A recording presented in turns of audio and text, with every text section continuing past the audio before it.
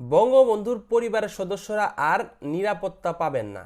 এ হচ্ছে আজকের গুরুত্বপূর্ণ হেডলাইন। আপনারা জানেন যে শেখ হাসিনা ক্ষমতায় আসার পরে তার পরিবার নিয়ে একটা আইন ব্যবস্থা তৈরি করেছিল।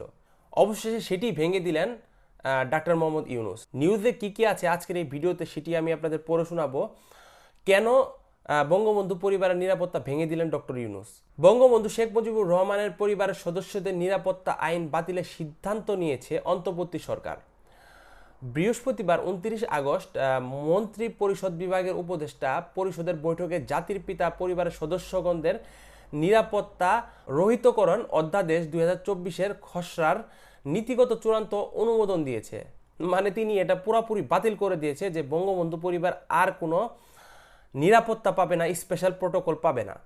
বৃহস্পতিবার 29 আগস্ট রাষ্ট্রীয় অতিথি ভবন যমুনার প্রধান উপদেষ্টা ডাক্তার মোহাম্মদ ইউনূসের সভাপতিত্বে অনুষ্ঠিত উপদেষ্টার পরিষদের সভায় অধ্যাদেশ খসড়াটি অনুমোদন দেওয়া হয়।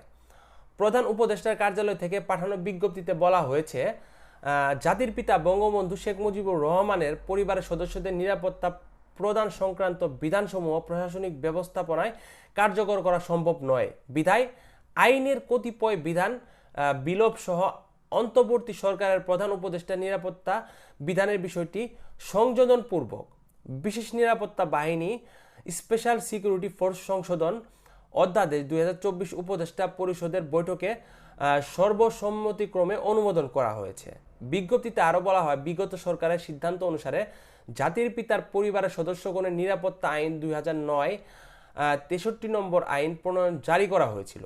পরে 15/5/2015 তারিখে ওই আইন অনুসারে বিশেষ নিরাপত্তা ও সুবিধাদি প্রদানের গেজেট জারি করা হয়। কেবল একটি পরিবারের সদস্যদের রাষ্ট্রীয় বিশেষ সুবিধা প্রদানের জন্য আইনটি করা হয়েছিল, যা একটি সুস্পষ্ট বৈষম্য। তো এই বিষয়টি খুবই গুরুত্বপূর্ণ। ডক্টর ইউনূস বলতে যাচ্ছেন যে একটি পরিবারের জন্য শুধু এই আইনটি কেন থাকবে, এটি একটি বৈষম্য, তাই এটিকে তিনি বাতিল করে দিয়েছেন। এ বিষয়ে মন্ত্রিপরিষদ বিভাগ জানায়, বাংলাদেশ রাষ্ট্রপতি, প্রধানমন্ত্রী, জাতির পিতা বঙ্গবন্ধু শেখ মুজিবুর রহমানের পরিবারের সদস্যগণ এবং কোনো রাষ্ট্রের রাষ্ট্রপ্রধান বা সরকার প্রধান এবং অতি গুরুত্বপূর্ণ ব্যক্তি হিসেবে ঘোষিত ব্যক্তিদের নিরাপত্তা দেওয়ার জন্য বিশেষ নিরাপত্তা বাহিনী স্পেশাল সিকিউরিটি ফোর্স আইন 2021 প্রণয়ন করা হয়েছিল। প্রসঙ্গত, গত 25 আগস্ট জাতির পিতার পরিবারের সুপ্রিম কোর্টের আইনজীবী ও হিউম্যান রাইটস সাপোর্ট সোসাইটির HRH সহকারী সেক্রেটারি জেনারেল মোহাম্মদ মনিরুজ্জামান এর রিট আবেদন করেন।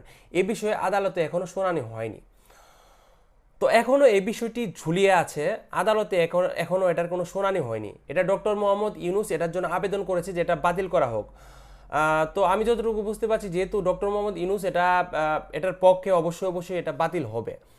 তো আপনারা প্রধানমন্ত্রীর পরিবারের এই প্রোটোকল বাদ দেওয়ার বিষয়টিকে কীভাবে দেখছেন তা অবশ্যই কমেন্ট করে জানিয়ে দিবেন। আর এমন আরও গুরুত্বপূর্ণ সব ভিডিও আপনি সবার আগে পেতে আমাদের ইউটিউব চ্যানেলটিকে অবশ্যই সাবস্ক্রাইব করবেন। সবাইকে অসংখ্য ধন্যবাদ পুরো ভিডিওটি দেখার জন্য।